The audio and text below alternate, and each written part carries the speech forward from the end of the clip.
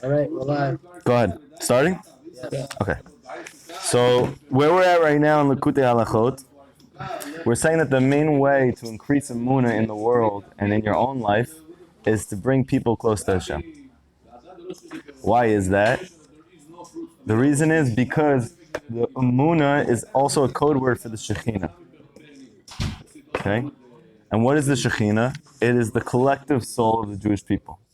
When you take all of the souls of all of the religious and Balei Tshuva and converts, and if you were to put them all together in one room, that is the Shekhinah in the world. And that whole group of souls is called Emunah. So as long as people are far from Hashem, Emunah is fallen. And when you bring Jews back to Hashem, you're increasing Emunah in the world. Yeah. You're revealing the Shekhinah, which is Emunah. So he's saying, how do we do this? The main way to do this is through speech, through tefillah. Okay? He both do it. However, and I can actually attest to this, the majority of the guys who come to this class didn't start coming seriously until I prayed vehemently for them to come. Okay? And even after they left, didn't come back again until I started to pray again. It's tefillah, speech, and amuna, which means the collective souls of the Jewish people all coming back. It's really one connection. So you have a tool in your toolkit when you have people who you want to bring closer. It's not going to be through you convincing them. It's going to be through you doing what you need to do and praying for them. Okay? So what happens is when you perfect your speech, then your speech itself fixes all of your life. What does that mean? Rav Nachman says that Mashiach is going to have to work his whole life to perfect his speech. And only after his speech is perfected is he going to be the Mashiach. Why is that? Because tefillah is the most powerful tool that every Jew has. However, there's a process of perfecting your speech. How do you perfect your speech? We're going to learn a little bit about tonight in terms of truth. But in general, watching your mouth, not speaking things that you don't need to say, increasing the good things that you're saying, speaking good about others, right? Using your mouth well. And also increasing the truthfulness of the things that you're saying. Not just in terms of what's in your heart, but also that they're rooted in Torah. Because that's the only truth that there is. So when the Torah is invested in your mouth, that's called perfecting your mouth. And when your mouth is completely perfected, then your speech has the ability to bring back everybody. Now, very interesting, okay? Don't get overwhelmed, and we're going to have to discuss Lamasa how we apply this in our life, because even by the end of Rav Nachman's life, he would tell you not to do this. But we're going to see that there's elements of this that we can bring. We're going to see what Rav Natan says about it. How do you elevate the holy sparks of speech? How do you perfect your speech so that you're now able to bring back everybody and reveal the Shekhinah in the world? Tzarich l'taniot. You need to fast. Ki ayadei ta'avot achila u'shtiya, because through the taiva for eating and for drinking, shehem roshei ta'avot. Rav Nachman says in Likutei Mohoran, more than the taiva for money, more than the taiva for wasting seed, is the taiva for eating and drinking. He says it's the greatest taiva of all. It's also the easiest, and it's also kosher. And it's also not a sore. Whereas opposed to being greedy, it is not okay. Whereas opposed to wasting seed is not okay. Nobody says anything really about eating and drinking. You don't usually go to a shiur and they're telling you about how to watch your eating and drinking. It's very unusual, right? So you see that some part of the reason, like you're saying, that it's a big issue is because nobody talks about it. Eating and drinking. And he says that these are the two head tavot.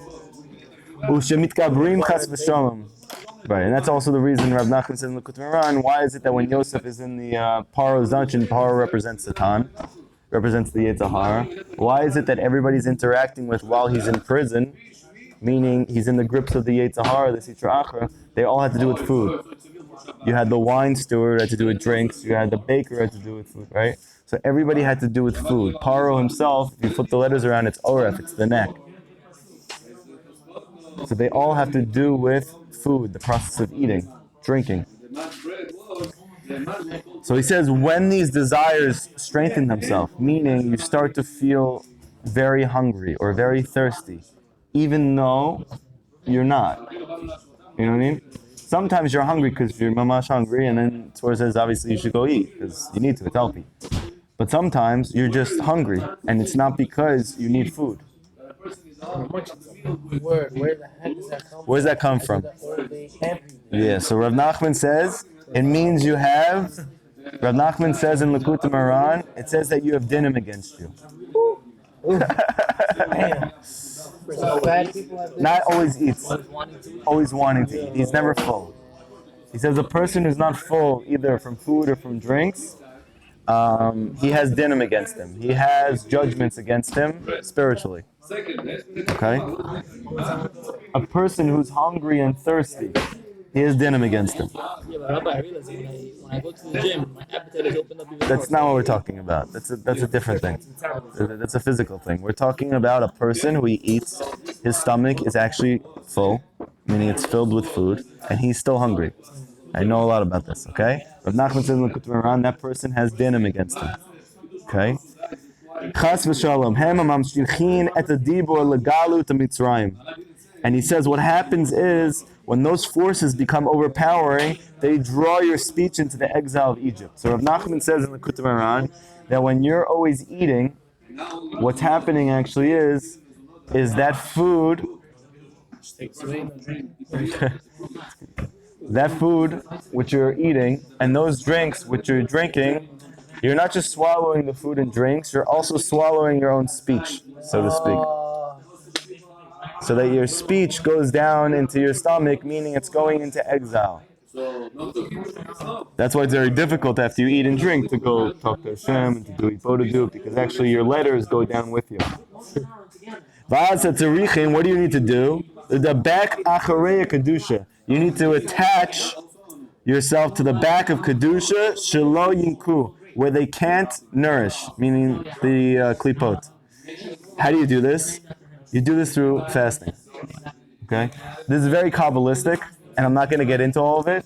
Pretty much, suffice it to say, there's a concept of you're trying to build your mind and your speech. And you're trying to make them go face to face. However, in the process of that happening, they have to first be back to back. While they're back to back, each one is protected. However, for them to look face to face, they have to separate. When they separate, for that time period, they're both vulnerable. And that's when the Sitra Achra begins to nourish from them. So Rav Nachman says, how do you quickly make it so that they can't be nourished from? So they're not full yet. You haven't corrected them, so you can't just make them look face to face, because that takes your whole life to make it. So what do? You can make them go back to back immediately by fasting. Where your physically becoming weaker. Yes. When you fast, it makes it so that the Sitra Achra cannot nourish from you. The Klipot cannot get from you. This is the reason why big tzaddikim, they wouldn't eat all week. Now obviously Rav Nachman's not telling us to do that, but all of the biggest tzaddikim pretty much didn't eat all week. The Baal Shem Tov didn't eat all week, Rabbi Nachman didn't eat all week, the Baba Basali didn't eat all week. They only ate on Shabbat. What? They didn't eat. No, they didn't eat anything. Some people also just ate something small at night and that was it. Baba Sally didn't eat all week. A lot of people. Some people ate only carob trees for years. You want to do this till the sun sets? Yeah, so I was going to say one of the practical ways that you can do this, if you want, okay? If you want. First of all, just to know, Kabbalistically, what happens is, when you eat food, so to speak, your stomach becomes your consciousness, becomes your mind. However, when you don't eat or you don't drink, and you'll notice this, in the beginning you get like hangry, right? You get like irritable. You don't feel good. You don't feel like you can think clearly. But if you push past that threshold, your mind actually becomes very alert. You know what I'm talking about? Right. So that period Yeah. So that period when you feel like that, that's actually your Yetzer Hara. And if you get past that, it's because he can't nourish from you anymore. And now your mind is like on fire. So that's the reason why they didn't. Wow. That's why they didn't eat during the week. So their mind was always sharp. And then in What about drinking? Is that also part of it. just water? It's also a part. You're getting your body, essentially you're weakening your body. I understand. And then on Shabbat, these Sitra Achra, they have no ability to nourish. So that's why eating them is fine. That's why they eat them. Okay? So he's saying, let's say you're very hungry or you're very thirsty. It's because you have dinim on you. So what do? You fast for a period of time. So sometimes what I try to do is I won't eat from I get up until I eat lunch, which is usually like about 2 p.m. Okay? I do drink coffee because I need it, but besides that, I don't. Usually, there's like a period I feel very hungry, and then I move past that, and my mind is feeling really alert. So that's it. Whenever you have difficulties in your life, he's saying it's coming from dinim. A quick way to just counter it so the klipot that cannot nourish off you at all, just start fasting. Okay? Rav Nachman said at the end of his life, if I would have known that I can accomplish everything that I did just through my hibodedut and not through fasting, I wouldn't have fasted like I did. Because he ended up damaging his body as a result. He wouldn't have fasted so much. I don't think he was saying, I wouldn't have fasted at all. But meaning, just that he would have been healthier. He thinks he would have been healthier in the end. And he didn't realize when he was young, what he realized at the end, that hibodedut cures everything. So that you don't really need to fast so much, you can do this through hibodedut. Isn't that all from Hashem also? No, it's what? Isn't that all from Hashem also? Maybe Hashem wanted that for him to go through that fast. 100%. It did. Why would he say that he couldn't possibly get it better if he didn't? No, but fast. He's saying fast so much. I think he was trying to teach students. Yeah, but wait a second. He said that I think he's trying to. Listen. His students were Hasidim, and therefore they were very extreme, meaning whatever he did, they did. And I think he didn't want them to be fasting like that. And therefore he told them, just you can do all this through hibodedut. And Rav Natan explicitly says that in our generation we can't do this anymore. We're not strong enough to fast like this, like they used to be. And the main thing is to yearn, meaning hibodedut. The main thing is through your yearning. Yeah, so they meant days for those who not like a week, not like a week. also a higher level to eat, to elevate it, to not eat. We're not talking about higher levels. We're talking about when you have dinim against you. How do you know? When you feel tired, when you feel angry, when you feel sad, when you have issues with your wife, when you have issues with your kids. Those are all dinim. Any negativity in your life are coming from dinim. If you fast, you nip it in the bud. Okay? In addition to subjugating, we're going to see that there's another reason why this works. Besides the fact that you're subjugating, right, your goof, your body, what else are you doing? You're starting again. Ki ikar kol devarim hein hatchala. The essence of everything in your life is the beginning. The beginning is always the most important. Likutei Mohoran discusses this at length about how in reality, whatever ends up in the end is really a product of the beginning. So in truth, the beginning is the most important thing. Meaning, like, let's say for instance, you start a new project. What's the vigor and the energy that you start that project with? What was the mindset that you had? What was the idea that you had? Usually, that will carry out the whole way. But if you start slow and sluggish, you're probably going to end slow and sluggish. If you start your day and you get juiced up and you're ready for the day, and you can usually take that the whole way. But if you don't in the morning, it's very difficult later on to start again. So what we're learning is the beginning is the most important. So Rav Nachman says because the beginning is the most important, you can give yourself a new beginning whenever you want by fasting. Because you're restarting your system. That's true. He used to fast for like weeks at a time. We don't have to do that. He's just saying in general, this is like a quick way to get into it. You could do it like, I told them what I do sometimes is what I'll fast from when I wake up until I eat lunch. 1 p.m., 2 p.m. Even that helps. What about sleeping? Is that also? No. Sleep now? This is not for now. Right now we're focused on fasting, okay? So we're saying fasting, right away you have dinim, you can fast, takes away the klipas, One reason is because you're subjugating your physicality, meaning you're subjugating the klipot. And on top of that, you're starting again. When you start again, that's where the power of everything in your life comes from. Sometimes it's difficult for us in our mind to like just start over again. We're like had the experience and it weighs on us. But by fasting, you actually start all over again instantaneously. And on top of that, all beginnings are difficult. And therefore, because the beginning is difficult and it takes greater effort, there's greater schar. So you're giving yourself kind of like a vacuum, like a space in time that you're really like just. It's like there's a lot of stuff going on that's allowing the klipo to be subdued. That's pretty much what it is. Okay. Once the back of kedusha has been concealed through the fasting, the klipot are unable to enter there and draw sustenance from the power of kedusha. And with the capacity of the klipot impaired, the face of kedusha is then revealed. In order to extract from the mouths of the klipot what they have swallowed, meaning like this.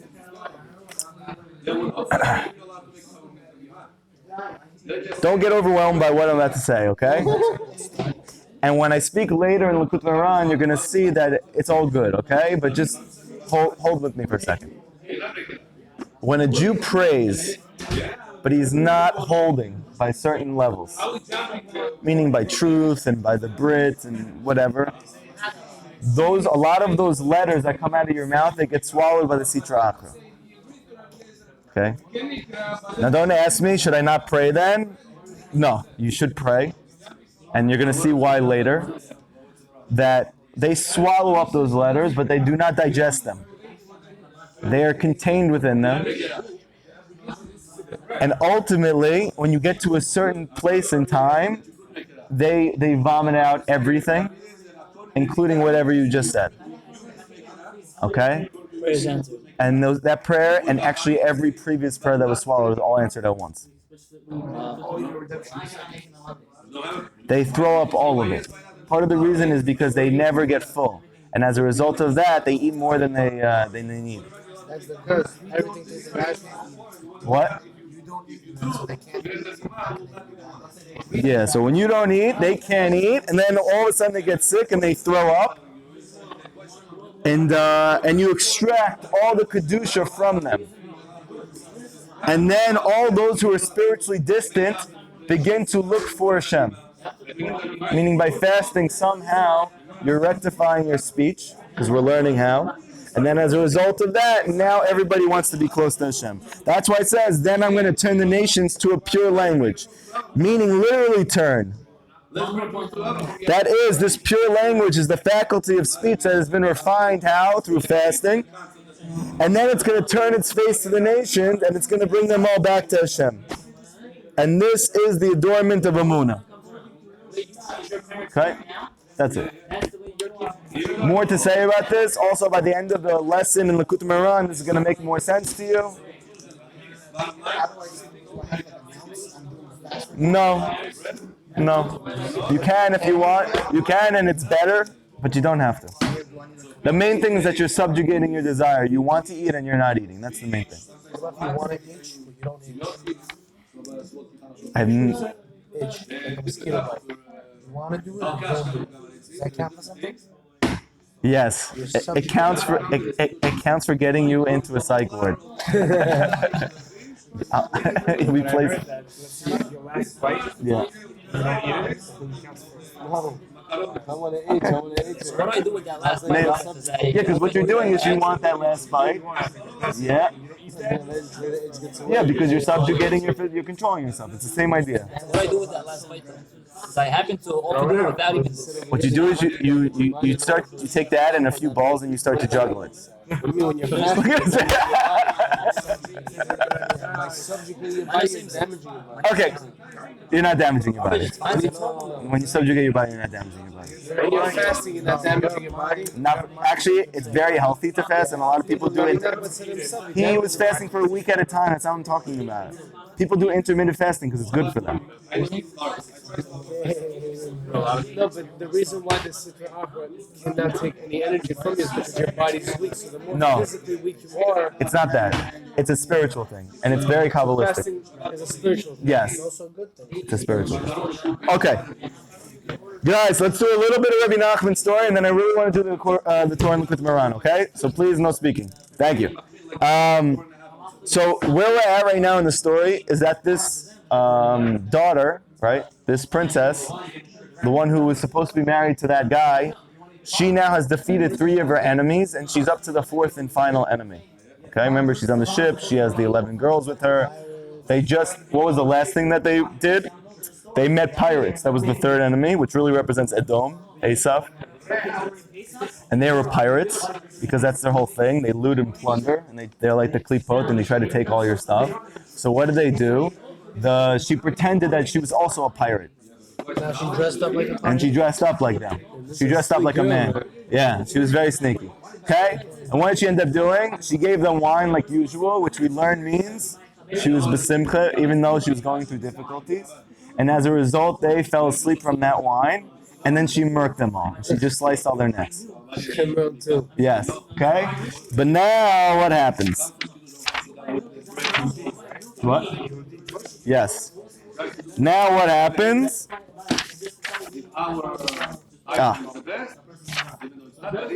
Here.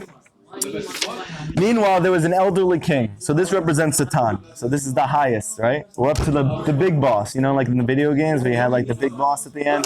We're up to the big boss, who had an only son. Who was his only son? He named him Little Sammy. You heard of this guy?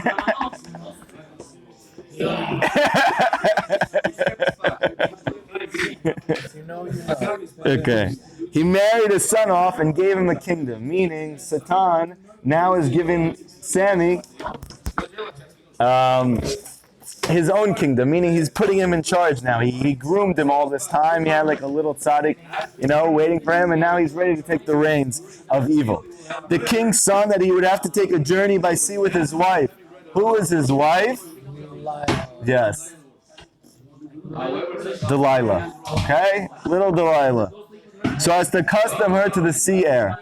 Then, if heaven forbid they were forced to flee by sea, she would be prepared. Meaning what? The sea is always water, it's always the Torah. Meaning if she had to combat with Torah, which is the antidote to the Sitra Achra, she would be prepared to do so. He took his wife and his royal ministers, and they sailed off a ship. And they were very happy, and they played games. Now, interestingly, do you mind if I have a cup of that also? Thank you so much. Working on. Thank you. They were very happy and they played games. With the first 3 bosses, Baruch atah Adonai, Eloheinu melech haolam, she'akol niyah b'dvaro. You saw that inside is shaking.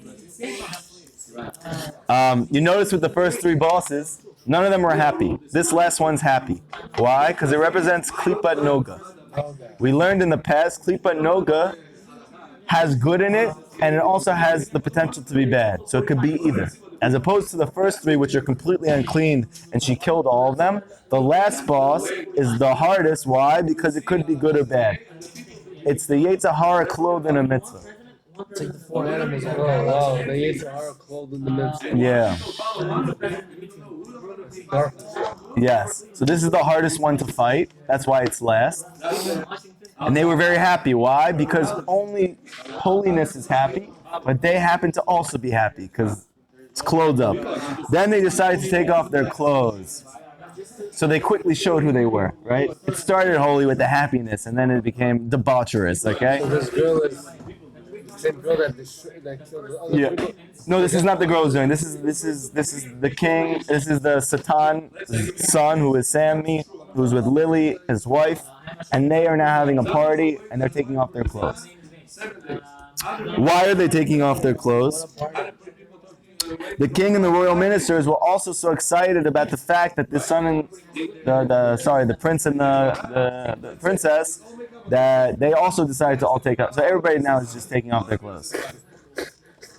But they all, yeah, but they all left out. I think this is no pajama party, bro. They're taking the pajamas off. Levi was going to more fun pajama parties than you were. Okay, but they left on their shirts.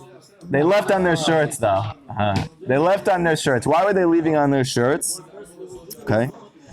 So, because of it's Klipa Noga, their upper part was good and their lower part was bad. The upper part was good and the lower part was bad. You'll notice Esav's head is in the cave of Machpelah, but not his lower part. Because the head of this area of Klipa Noga is actually holy. It's good, but the lower part is not. That's why, even though they're happy, which comes from the mind, they're also taking off their clothes. Then they had a contest. Like any good, half-naked shirt-on party. They had a contest. They had a contest. Who would climb this big mast? They had a big mast. Who was going to climb the mast, okay? Why? When a person has a contest, who can do this? It's coming from gaiva. Because the final klipa is gaiva, is arrogance. Ego, exactly. The final thing that you have to kill off to save the lost princess and find the Muna is your ego. The letters that were on you right now? And what is this connected to, this Klipa Noga? It is wisdom. Why? Because wisdom can either be Kedusha or it could be secular. And it's not a sword to learn secular wisdom. That's why it's Klipa Noga. However, it is the final boss. Secular wisdom. Why? And you'll notice when a person is a master of secular wisdom or philosophy, who's usually his target? God. Atheist. Right? Atheist. So in the end, who is Mashiach going to have to deal with? The atheists. Meanwhile, the king's son was climbing. The emperor's daughter approached in her ship. So the emperor's daughter is the holy one, right? She approaches in her ship with all of her friends, or 11 friends, and they saw the other ship with the king's son. They saw they're having this bizarre party where only their shirts were on, and this one guy is climbing up the mast. At first, she was afraid to come close, but when the women saw that the men were playing games and they were happy, they realized they weren't pirates, and they were so traumatized from that experience. They're like, "This is going to be better than that," so they came close. The emperor's daughter said to her, so again, you see what happens? It looks like it's good, but it's not. That's Klipa Noga. In the end, you're going to have to deal with something that's very subtle. That's exactly what's happening now. Just like with the Brit Milah, you have to cut off the foreskin, which is obvious, which is just dealt with Esav, it's fire, right? But then after that, there is a thin membrane that looks like it's part of the area, but actually it also has to be removed. And the Shulchan Aruch says if you don't remove it, it's connected, you didn't do the whole Brit. So what is that? That is the final klipa, which represents Yishmael. And that's why Zohar says at the end, the final battle is actually between the Jews and the Muslims. Why? Because they are the Yetzer Hara clothed in a mitzvah. Because they have so much Amunah, but it's in sheker.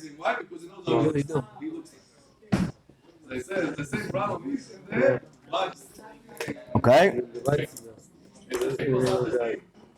So, the emperor's daughter said to her companions, I can knock that bald one down to the sea. Who was the bald one? It was the one who was... It was the one who was climbing up the mast, meaning Sam. Sammy happens to be bald. Now, why is Sammy bald? Hair has to do with wisdom. Rav Nachman says that your hair is actually a reflection of what's in your mind. Wow. So bald people not smart? I'm not saying that. It's a very spiritual thing, and we're not really going to get into it right now. But your hair is a reflection of your mind. That's part of the reason why people's hair becomes gray when they get older, because your mind becomes settled as you become older. Because your taivas go down. And as a result, your hair turns gray. And if you lose your hair, what's that mean? It means kafakela. I'm just kidding. Look at him. What? Yes. He's like, oh, thank God. For 20 years, I've been working on that Rogaine thing, and I can just stop that right now and let my hair go. Okay. Okay. So that's one aspect of it. Also, the word for hair, sa'ar, if you change the vowel points, it's sha'ar, which means a gate. Meaning these are the gates into your mind, your hair. That's why when you get a haircut, you have to wash your hands even if you didn't touch your hair. Also your beard? Your hair, on your head. You don't have no shit? I don't think so. Also, you notice he's bald. And what is the word for bald in Hebrew? Koreach. Korach. The final enemy of Moshe was Korach. Why? Because he was very wise. He had a lot of wisdom. He was actually, they said he was one of the greatest Talmidim Chachamim of the generation. Yeah, he was the head of the Sanhedrin. Yeah. And he was also the wealthiest. So we said wealth and wisdom come together, right? And he also had a gigantic ego. So you see, he's Moshe's final boss, Korach, because he's bald. So she's bald. Yes. Yeah. Wow. Crazy comparison. Yes. Okay. So you see that in the end, the tzaddik has to deal with Korach. Every tzaddik has to deal with Korach. He's the guy who's wearing the black hat, and he's wearing the black jacket and a shirt, and he has a following, and he looks very holy, and he's trying to bring down the real tzaddik. That's Korach. But Korach didn't intentionally bring down the tzaddik. He thought he was right. He thought he was right. Yeah, because he was arrogant. Not because he thought that, you know, inside I know that. So I'm explaining to you, it's because he subtly had a gigantic ego. That was the whole reason. Please. Without me even noticing it. Yes, that's the reason why it's a Yetzirah called the mitzvah. That's the whole point. But where's the mercy in that, though? It's not about mercy. You're about to. He was trying to have an uprising where the true tzaddik was going to be left, and they were going to be left with nobody to connect them to Hashem. It's the worst thing possible. See what women do? The Korach eventually realized that it was because of his ego. No, he's still in Gehenna. Saying Moshe. And he's trying to do tshuva, and he's not able to. His kids made it though. They did tshuva. How Okay. do you know he's in Gehenna? The Zohar talks about it. Gemara says it. Okay. Wow, just how bad the ego is. Yes, it's the worst thing. The worst thing. Crazy. So they say, how is this possible, they ask. We are still quite far from them. How are you going to be able to strike down that bald guy, meaning Sammy? Okay? She said she had a burning glass and she was going to use it to knock him down. So notice, who was the boss she just faced before? It was Esav, it was Edom. And what do they represent? Fire. So you'll notice that every single time she overcomes a difficulty in her life, she gets a new weapon out of that. And she uses it to defeat the next boss in her life. So we're learning a very deep thing from this, that in our life, every time that you go through a difficulty and a challenge, you're not just simply going through it, you're actually, you're plundering them of their koah. And you're using that for the next part of your life. So it's good whatever you're going through, and you're coming out with a new koah. Yeah. And almost every video game you'll ever play, Yeah, it's like that. you kill somebody, you will take a weapon from them, but then you stop. Yeah. Why is it that when you're in that state, that difficulty, it's very hard for you to comprehend? Because your mochin is in katnut. That's the difficulty. You can't have a difficulty when you're mochin. That's what it means, katnut. You have to have free will. What does that mean by free will? Meaning that I know that it's Hashem and everything. No, you need to, your choice, you can choose to accept that's from Hashem or reject and go into sadness and anger and, the whole shebang. And then stuff in squares here. Right, so she has a burning glass and she's going to use it to knock him down. She explained she would not knock him down until he climbed to the very top. So this is a very deep thing. Why? Because she says as long as he's climbing it, he could fall down only to the ship. But if he climbs to the top, he's going to fall into the sea. This is one of the reasons why Hashem does not destroy evil until it reaches its pinnacle. Because spiritually, the way that it is, if he were to knock it out midway before it actually reaches its apex, it doesn't get destroyed completely. But when evil reaches its absolute worst, it's at that point that it can all be destroyed. What does this sound like? The klipot, that they swallow up all the kedusha and then they throw it all up. But only after they got it all. They have to get full first. So she's saying, when he gets to the very top, I'm going to knock him out. She waited until he reached the top and she aimed a burning glass at the head. And his brain was burned. And he fell into the sea. Brain was burned. Why was his brain burned? Because his young king represents secular wisdom. And what happens is that when a person learns secular wisdom, blemishes his mind. So his brain was burned. Yeah, so a lot of people's brain needs to be burned. Also, people don't know this, but the tree of good and evil is actually Klipa Noga. because it has both good and bad. And what did Hashem tell Adam and Chava? Don't eat from the tree now. But then once Shabbat comes and you eat from the tree of life, then you can go eat from that tree. Okay, so that's in the Midrashim. So why is that? Why is that? Because once you have tasted from the inside of the tree, then you can go back into the outside and lift it up and use it for good. That's why a person needs to first separate himself when he's trying to grow spiritually and only then come back and then try to help the people around When him. he's ready. When he's ready. And he will know when he's ready. Yeah. Otherwise you will get sucked into the bed. So you gotta get rid of your Yeah. friends. So he was telling Adam, trust me, be patient, wait until you first have the inside, and then you're going to have the outside well. Why did he then say to Chava? So then Adam and Chava, they ate from it before. Okay? Meaning they tasted from secular wisdom. That's why it says their eyes were opened and they realized that they were naked. Okay? Whatever, their brains were burned.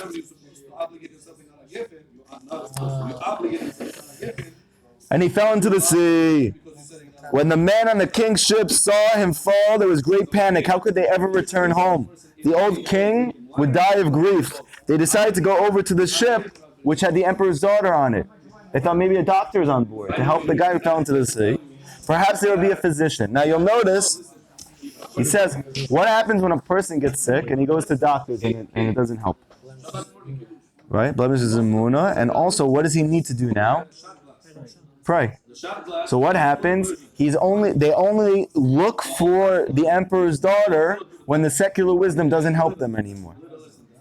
And she represents the Mashiach, meaning people are only going to be yearning for him and for Hashem when they realize that all of the sophistication doesn't work. It's not getting the job done anymore. Which this whole process. Doesn't want us to not go to doctors. That's not what we're saying. He's saying When you believe it's coming from the doctor, when you believe it's science that saves you, They came close to the ship, and the men on the dead king's ship said to the ladies and the emperors that they shouldn't be afraid. They would not do anything to harm them. The men asked them, do you have a doctor on board? Perhaps he can give us some advice. They told them the whole story about how the king's son had fallen into the sea. Fish him out of the sea, said the emperor's daughter. Bring him out. Meaning, she was saying, I'm a doctor. I can take care of this. So first she says she's a pirate. Now she's saying she's a doctor. And tomorrow we're going to finish the story. Yay. So you have to come to the class. what a dope doctor. Okay. This is a very important Torah I'm going to teach you right now. You ready? We did something similar to this probably over a year ago. Half of you guys were not even there for that. People who were probably don't remember it. And, okay. A lot of people here are doing Hibur, thank God. But one thing that a lot of us are struggling with is having it be effective. And also, wanting to talk, having the ability to speak. Like having speech and it flow off your tongue, it's not a burden, it's not weighing on me, it's enjoyable, it's sweet, right? What's getting in the way?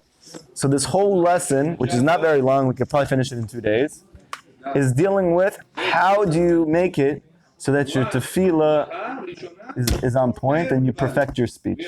Where does this perfected prayer comes from? Okay? So this is Torah Kuf Yud Bet, 112. Okay? So it starts like this. Everybody listen, pay attention to every word. There's no wasted words in this and it's not long, so just pay attention. Zohar Taseh Teva. Hashem said to Noach, make yourself a light for the Teva. Be'el Ama, Tachalena Milmala. And make it so that the measurement of it, its height, goes up 1 Amma. And it finishes up 1 Amma. Ufetach HaTeva B'tzida. And place a door to the Teva on the side. Tasim. Tachtim, Shanim, Ushalishim Taseh. And make 3 floors. First floor, second floor, third floor. This is all the pasuk from the Torah about Noach. He gave this Torah over on Noach. It was that weekend for Shabbat, okay? So now listen to what he says. Very important, every word. Hine, Yedua. Behold, it's known. Ki savriv Rishayim hitalachun. Rishayim, they are walking round and round. What are the Rishayim he's speaking about? The klipot. Okay, he's not talking about people right now. He's talking about the klipot. Ki sitra achra misabevet kedusha, because the sitra achra is constantly circling around kedusha, because that's where they get their life force from. So any point of godliness always has the sitra achra circling around it. That's why David HaMelech was saying, "Save me from the Rishayim who are circling around me," because he represented the Shekhinah, kedusha. Ki et zeh leumat zeh asa, because Hashem created one connected the other to give you free will. So you always have to have this setup, that you have kedusha, but you have the sitra achra circling around it. Ufifrat mi shekavar nimshach achar averot. This is particularly so for someone who in the past was drawn after averas, meaning balei tshuva. All balei tshuva, when they come back to Hashem, the nimshach achar hasitra achra, they draw with them the sitra achra from all the sins that they've done. V'sham mikomo, why? Because they made the sitra achra their place. That was their chill for a long time. So as a result of that, the sitra achra and them are really connected. They're deeply attached to them. Chas v'shalom. V'hem savin oto mikol tzad, and they surround him on every side. V'chasha yoreh rucho l'shuv et Hashem, and thus when he is aroused to return to Hashem, kasher lo me'od, it's very difficult for him lahitpalel udaber diburim lifnei Hashem. It's very hard for him to pray to Hashem. Why is it that it's hard for me to concentrate when I pray? Why is it hard for me to go do hipodadut if I know it's the best, most important thing? Why is it hard? The answer is because the klipot are surrounding your mouth. Where do they come from? They came from when you set up shop with them for 25 years. And when you bring them to the Kedusha, they come with you. Initially. And they surround you on every side. Everyone according to his own situation and level. Meaning, the more you were in the clubs, and the more you were wasting seed, and the more znut you watched, and the more you were part of, all of these things, the more that they circle around. So that by the time that person wants to come to Hashem, it's even more difficult for him to pray and to pay attention and to focus.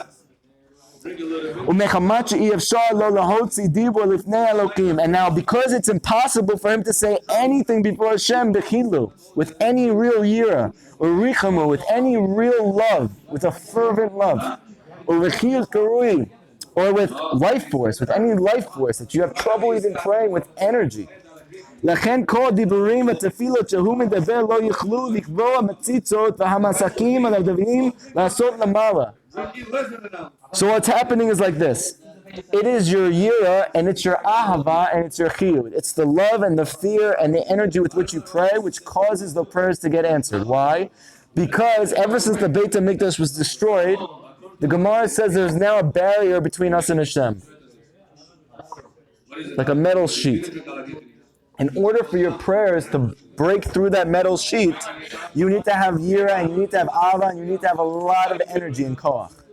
However, the klipot, what do? They remove your yira, they remove your ahava, and they remove your life force. And therefore, what happens when you pray? They never push and break through that barrier, initially. And they don't ascend above.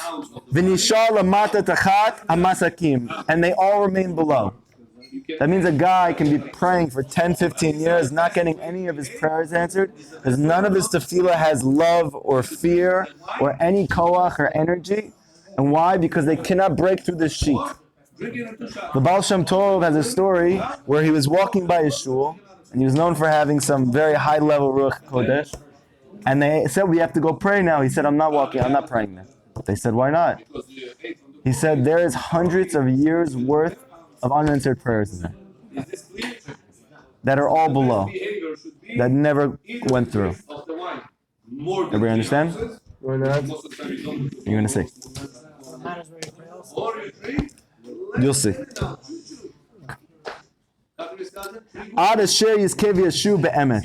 Until that you are able to return in truth. V'yidaber Diburim ariyin, and you're able to say words that are fitting. Ukabel bidchulu v'richamu be'umka deliba, and you're able to pray with love and with fear and with depth of your heart, in the depths of your heart, to cry out it ordut kadol, with a great arousal. Just imagine very intense, fervent prayer with tremendous amuna. Azai mevakeya adibo meir el kol mechitzo v'amsakim v'avdilim. Then the illuminating words are going to break through all the partitions and all the screens. V'alui mikol adiborim. And then every single prayer that never made it up through that sheet, they all go up together. You hear what he's saying? You'll be praying for years and not getting those prayers answered because they're all hitting this sheet. But it's not for naught. Because as soon as you have one real prayer, every single one of those tefillahs goes up, gets answered. What if they don't get answered right away? You don't need anything right away. How do you know what you need? Right. How do you know if the prayer is genuine or not? You're going to see in a second. You mean, how do you know it's a real prayer that does that? You're going to see in a second.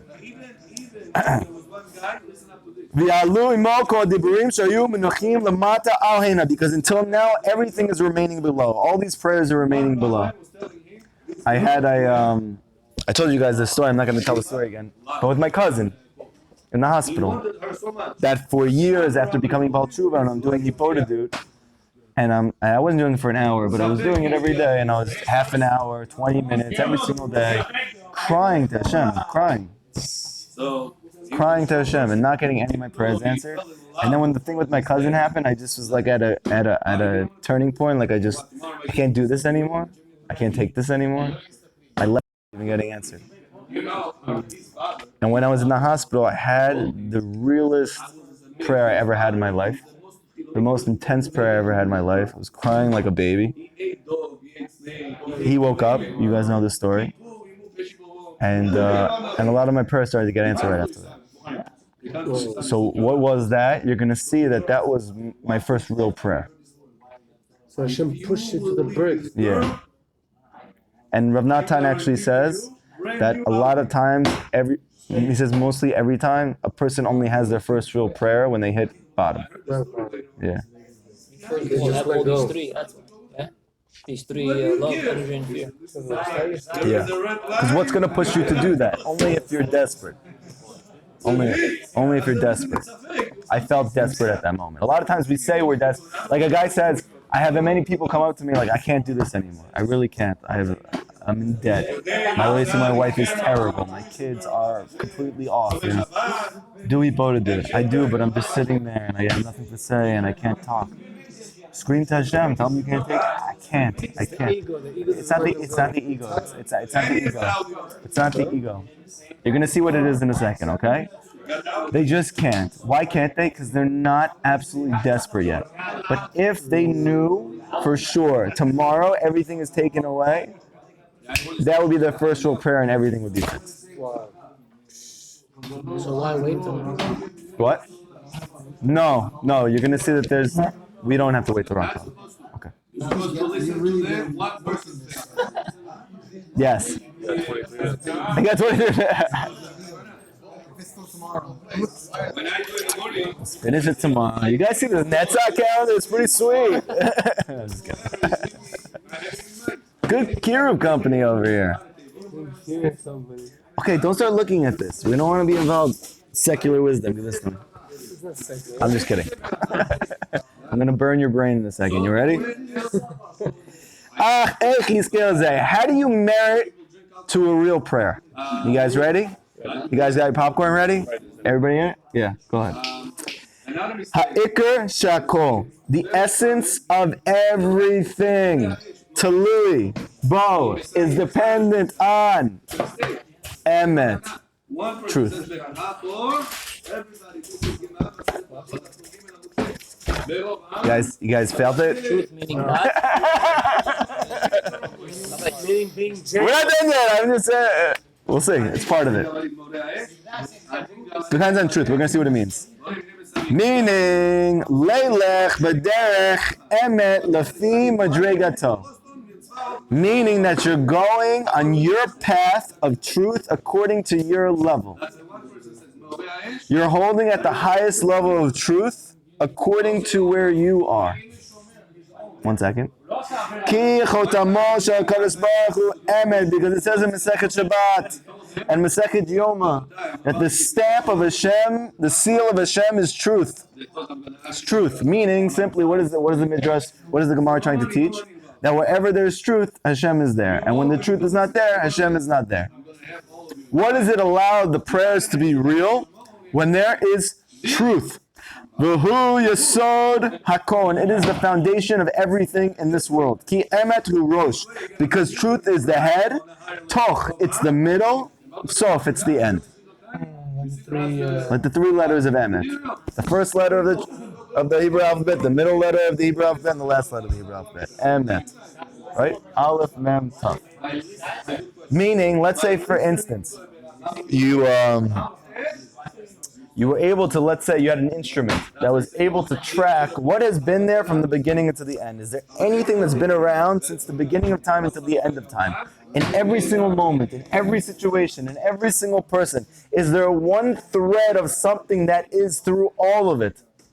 Emet, emet, emet, emet, emet, emet, emet, emet, emet, emet. Truth. Remember that like very bizarre video that Benjamin posted on the group like months ago with the ocean and the fractals, and it kept going deeper into the ocean? Did anybody look at this? It's called Infinite Ocean. Yes, and it keeps going deeper into like the molecule of the ocean, but it doesn't stop. Even when it goes deeper, it can go deeper and more like microscopic into that, and more microscopic, and over and over and over and over and over and over and over. So Nachman is teaching that when you do this in your life or in existence, in the world, in creation, in anything, what you're going to find every single time you get deeper is a deeper truth, a deeper truth, a deeper truth, a deeper truth, a deeper truth, because the truth is God. So because it cannot be that there is a moment or a place or a person that doesn't have God, otherwise it can't exist, there has to be truth in everything as well. So he's saying that. So we're gonna see what that means. The chevan, and because shehu madrega to emet, because he becomes on the level of truth, what happens? Azai kiv'yachol nitlabesh bo or Hashem yiparach ba'atzmo. Then, so to speak, Hashem Himself becomes his light. Like the light on top. Yeah, the light meaning. No, like this.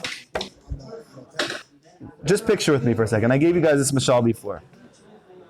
There's two elements to everything you speak. Whenever you pray to Hashem, there's two elements to every letter that pops out of your mouth. You have the outside of the letter and you have the inside of the letter. Okay? The outside of the letter is your actual words. Meaning every single time that you speak, you're creating like an aleph, let's say, but just the outline of the aleph. But there's nothing inside. The amount of truth that's in your prayer fills in those letters with light. And when a person has real truth, he's holding by truth, then the light which fills those letters is God Himself.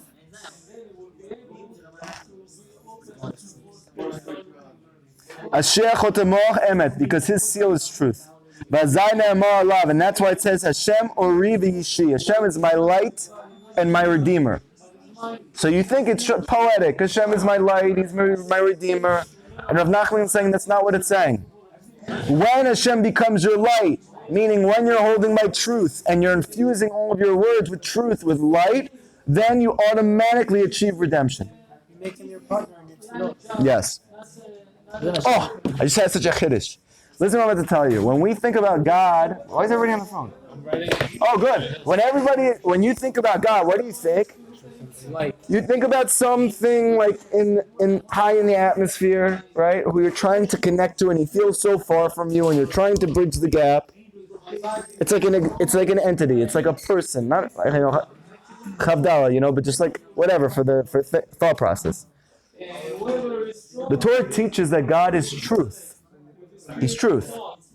So He says He makes you like a partner. What happens is you offer up the prayer. And Hashem is the truth. So when you have truth that's coming through your prayer, so to speak, Hashem is in every single word. And you're partnering together to get your prayers answered. You hear? It's too deep? No, I didn't get this whole thing at all. I wrote down the question, how do we marry real prayer? We didn't get there yet. Oh. We're just saying that you need truth. The key is truth. That's all we're saying so far. You got that? But how do I get that truth? You have to What wait. does that mean though? You have to wait. You have to wait. I'm souping and building everything up and hoping this extends into tomorrow's night's class. Okay. V'kevan, and since that Hashem or lo, Hashem literally has become his light. Yachol limso pitachim harbe letzeit me'achoshech. What does this do for you? The reason why you're not getting your prayers answered is because the klipot are surrounding you. Therefore, you don't have energy, you don't have love, you don't have fear when you go pray. Yeah, it's all from the stuff that happened in the past. What does that feel like? It's like darkness that's surrounding you. It's like spiritual darkness. How does a person make his way out of darkness? With light. So what happens when a person's holding on to real truth? He now has the light that he needs to find his way out of the darkness, meaning out of the klipot. So it's not that he breaks through the sheet. Hashem breaks through the sheet for him. Kind of. Yeah. Right, good. Yeah. He's inside the prayer. And then what happens is you're able to find the way out, meaning, and this is a very deep thing. Listen what to tell you. It is a game changer. And I know it's hard to believe. Why does Rav Nachman say we should do hibodedu? We spoke in the past about bitul. The main thing is bitul. You achieve self-nullification, nullification of the ego, which is getting in the way of everything. One. Number two, we said yishuv dat. It brings you calmness of mind. Because he says that that's the whole way that you're able to overcome your difficulties in your life. You have calmness of mind and then you're happy. These are all true. However, there's another part of hibodedu which is a little more spiritual and something that people will probably have a hard time fathoming, which is Rav Nachman says that when you do hibodedu and you're committed to it and you do it every day and you do it with everything that you have, you will experience shtickle ruach hakodesh. Shtickle. Meaning that the words that you're going to be saying are going to be coming from God himself, and he's going to be speaking them through your own mouth. And what's the benefit of that? You're going to find out the answers to your problems through yourself saying them and coming to the conclusion. Yes. So that's why you said earlier that reflecting the therapy you're talking about, is that the only answer that I have for you is that you speak it and I repeat it to you? Is Hashem talking to you? I understand. It's a little, not for now. Yes. You know, it's also The whole thing is Ruach HaKodesh. It's the Shekhinah that's through him. And it's it's also written in the Masechet Mohoran also that Hashem praises himself Yes, through your speech. that's right. Okay, can you see? Yes. Can you see the part one more time with the whole the letters that he's there, he's with you? Can you see that part again? Okay. When you speak, you have letters that are coming out of your mouth. Words, letters, whatever. You understand the words that are coming out of your mouth? Okay. Picture like this. Your speech, your tefillah is a gun. And your gun, in order to kill, needs ammo. The ammo is the truth. The more truth you have, the more and the stronger is your ammo. Now, if you have weak ammo, so it's like a paintball gun, it doesn't really do much, right? But if your truth gets stronger, they could become like real bullets. And if they get even stronger than that, it could be like a shotgun pelt, right? So that's all ammo. That's the truth. That means that you can have the gun and you can be shooting it all the time, but to the degree that you acquire real truth, to that degree you are going to be knocking them dead. How do we? We didn't get there yet. Okay. But regardless, it's still gonna hurt. No. No, the whole point is that to the degree that you have that truth, that's I'm the talking that. about when you're I'm not talking about when you're talking about other people. I'm talking when you're talking to Hashem and trying to get your prayers answered. What allows your prayers to get answered? The intensity of the ammo. And the more that you have truth, the more intense is your ammo. And we're gonna see. We didn't get there yet. We still don't know what truth is. That's right. Yes. He's like, dude, you need to learn how to teach. You're like, listen, oh, it's good. It's good for that. He just doesn't want to come back tomorrow. He's just looking at you. He doesn't want to come back. He wants it right before. You're not gonna get to it tonight, are you? We're gonna get to it, but we're not gonna finish it tonight. Okay. Then what happens when you have the truth, meaning you have light, and now what's going to happen is you're going to be able to see your way out of the darkness, meaning the words that are coming out of your mouth are actually going to guide you how to leave your difficulties. Meaning, you have klipot, sitra achra. How are they getting you? With the Brit. But what are you doing at this point? Let's say you just became Baal Tshuva. You're not hopping, it's from the Brit. You're just thinking, this is nature, this is my life, my parents are scrub, whatever, my sister's giving me a hard time, she's having her period, everything is teva nature. Everything is teva nature, right? You don't realize that you're wasting seed. And all of a sudden you come to a class, Benny, all of a sudden you come to a class and you hear from this crazy rabbi that when you're wasting seed, you're causing yourself all these difficulties. You guys, this guy's mamish insane. All of a sudden he goes out to the woods and he's so desperate. He says, Hashem, what do you want from me? I changed my whole life for you. I'm not hanging out with those people. I'm not going to those places. I'm not doing any of these things. Why am I sick now? Why am I going through this?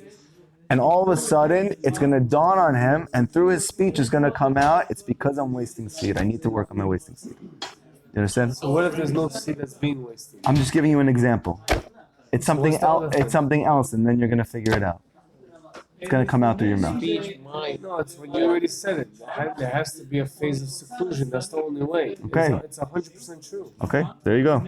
Enjoy. Because that's where you essentially formulate all your right thoughts. Yeah, you have to do this. You have to do Hiporodut. If you didn't get that yet, you're not very bright people from the classes that we've been doing for 2 years, okay? Hiporodut, you got to do it. It is what it is. Some people only start doing Hiporodut 8 years into life. Yes, but for some reason, all of my female students are doing Hiporodut every day. I don't know how that happens. It's an unbelievable thing. Okay, listen. Because what is that darkness? That's called exile. Meaning the exile is coming from all of the klipot that are coming from your past. Shehusa gosam, and he's enclosed within them. But when you have emet, there's many openings for you. Where's the clue for this? Because it says in Menachot, Habali tameh potchin lo. Very famous. When you come to impurify yourself, you have many ways to do it. If you come to sin, Hashem is going to give you many ways to sin. And if you come to purify yourself, well, I got very low for a second. It was the Shekhinah that was coming through my mouth. Sorry.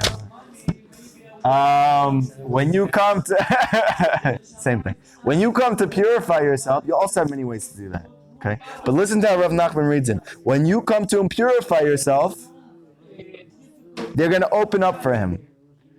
That's what it literally says. When someone comes to defile himself, they open up for him. So it literally sounds like you have many ways to defile yourself. Rav Nachman says, don't read it like that. When you come to defile yourself, they open up for him, meaning there's going to be a path for him to leave. There's going to be an ability and a way for him to get out. Even before you go into the darkness, there's already a way for you to get out. That's what Rav Nachman is saying. And since there are many openings, he's able to depart. But the pasuk says, the fool, he walks in darkness. And he's not going to see the openings to depart. He is in prison and he's bound there, and he's not going to be allowed to depart until he merits speaking words of truth before Hashem. Then the words illuminate. Notice what I'm saying. It's like the words and the light inside them. It's illuminating. And Hashem himself becomes his light. So what is this truth that we're speaking about? Part of it, a big part is da'at. Meaning, what you're learning. If a person is not learning da'at, he's not learning. Lamase to put into action, he's just learning. No, he's not learning all of that, and also what we learn. He's not learning. He's not learning, okay? And as a result of not learning, he doesn't have real truth. So now when he comes to pray, what is he praying about? I really need a bigger home. I really need to get this. Why? Because he doesn't know that there's anything more important than that. What happens though when you start learning every single day? So now your prayers change. What do they become? They become more true. Because in truth, You're gonna get that house no matter what. It is what it is. You know, you already have the money determined for you on Rosh Hashanah. You're not gonna pray for that. What are you gonna pray for? Hashem, help me to get the deep, the Muna, Bitachon, all those things. So what's happening now is your prayers became more true. Yeah. And now because they're becoming more true, they can be answered. A lifetime investment. You're not praying to the system no more. You're praying direct to the boss. Okay, so that's one aspect. By learning as much as possible, you're acquiring more and more truth. This infuses your prayers. That's one aspect.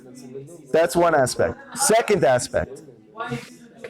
Rav Nachman said to his student Rav Natan, and he made a whole book based on this, and you see it's because of this. Turn Torah into tefillah. Rav Nachman's going to say later on in this lesson that the best thing that a Jew can possibly do is to take a true tzaddik's Torah, or anything he hears from him, anything at all, and turn it into a prayer. Yes, Hashem, I learned today in Rav Kalmus's class. Let me apply it. Yes. Yeah. Yes, but what are you praying for? What are you praying for? You're praying for what you learned about. When you pray for what you learned about, you know what's happening is he has already given you words that are fully illuminated with God. Listen to what I'm telling you. He has already given you words that are fully illuminated with God because Hashem is His light. Now, when you take those words and you turn it into a prayer, you already have His words with the light in them. Yeah, which is the truth. Just make it a prayer. Hashem, David taught me last night that Rabbi Nachman says that the truth is going to allow all my prayers to get answered. Help me to know what that even means. Help me to touch that. Help me to experience that. Help my truth to become real for me. Help me to pray for you genuinely. Right? There's a big thing by Breslovers. They say, help me that it's one moment in my entire life I say one real word to you. Yeah. One real word. Rav Natan used to say this all the time. Hashem, help me to say one real thing from my heart my whole life, please. That's what it means. Yeah. Maybe that's what it means when it says that you have to eat the shua before you die. Right? That it should be real for you at least once in your life. Rabbi, Yeah. before we do it, is it good to nullify oneself to be in Bethel? Like, how do you get to that? You do it through the Hibbodah, dude. You don't have to do it before you get there. Obviously, if you know how to meditate and you know how to do things like this, you're trying to quiet your body down. It happens through the Hibbodah, dude, anyway. That's what you feel by the end. But if you, obviously, there are ways. Bethel is the same thing as Enon Bethel, but him. Yeah, that's. So now the whole thing that you're saying, partners, Hashem doesn't like partners. He doesn't want you to say, oh, help me with so-and-so because I can't even do anything. It's not in my control. But the bittul is, you do have to offer something though. It's my prayer. That's all. That's it, and that's it. All right, so that's it. That's the partnership. Also, what's the whole meaning of and how do you come out of if a person is feeling empty? How do you let me finish? Oh, I don't know. Yeah. Okay? What's wrong with you? So we had the first part is that when you're learning truth, it's going to infuse you, right? You're learning more truth, and now you're more infused with truth, and you're going to realize what is true, and that's going to help you pray truthfully. So what do you do with One. that Two. When you pray, you need to turn the truest words that you ever heard into tefillah, and that's the true tzaddik's words. Whatever you're learning in these classes, you should make that the majority of your hibbodah is praying for these things that he's talking about, because you're taking these pre-packaged, fully octane, high-octane words, which are filled with Hashem's light, and those prayers are going to help you get out.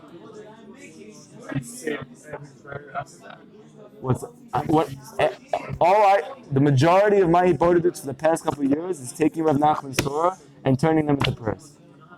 Hashem, help me to experience this. Help me to know what this is. Help me to connect to this. Rav Nachman says I need yira. I don't want a yira. I don't even care about yira. Help me to want yira. What is yira? I also don't know what it is. Help me to know what it is. Whatever, very simple. You don't have to be a genius. It's accessible to anybody. This. It's very simple, but the Yitzhak makes it simple. Yes. Yes. It's good. It's very important. Right. All of these things. How many didn't even know what that means? Huh? Yes. Those are good. Those are true words. Okay. What's another aspect of truth? That it's genuine. Very simply, that the words are genuine. The words are genuine. Sometimes you pray, Hashem, help me with this, and you don't really care. Or you don't really mean it. So help me one to one. Yeah. It has to be real.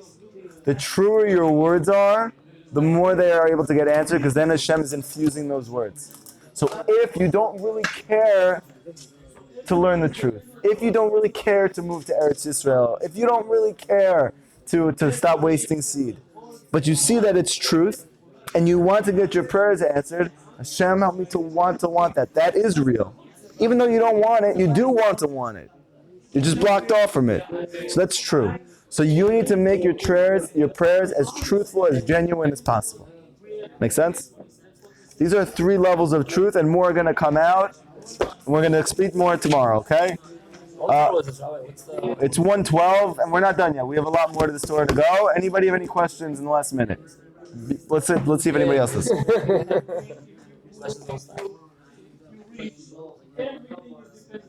Questions? Yeah. So again, we said 3 levels of truth is that you're learning Torah, because Torah is the truth. So by constantly learning, learning Torah means. What he's doing right now. That's one level of Torah. Yeah. This is, the Torah of learning actual Gemara, learning the halach. Because you gotta know what you're doing is correct. You're waking up in the morning and you're washing your hands the right way. You gotta know what you're doing. That's real Torah. That's not real versus other Torah. Meaning, but that's the Torah that you need in order to make this real. That's just me. You need the Hizbodedut, but at the same time, you need the actual. You need everything. You need everything in order for it to actually work. Yeah, you need halakha. You need everything. You can't just say, I'm going to do Hizbodedut and that's it. No, you're right. It's not going to work. Yes, and Rav Nachman would agree with you. There's a video that came out and said, who's a real Breslauer? Anyone who does these 3 things. He learns halacha every day. He does Hizbodedut every day. And he goes to Uman Rosh Hashanah. Have a good night. We'll continue tomorrow night.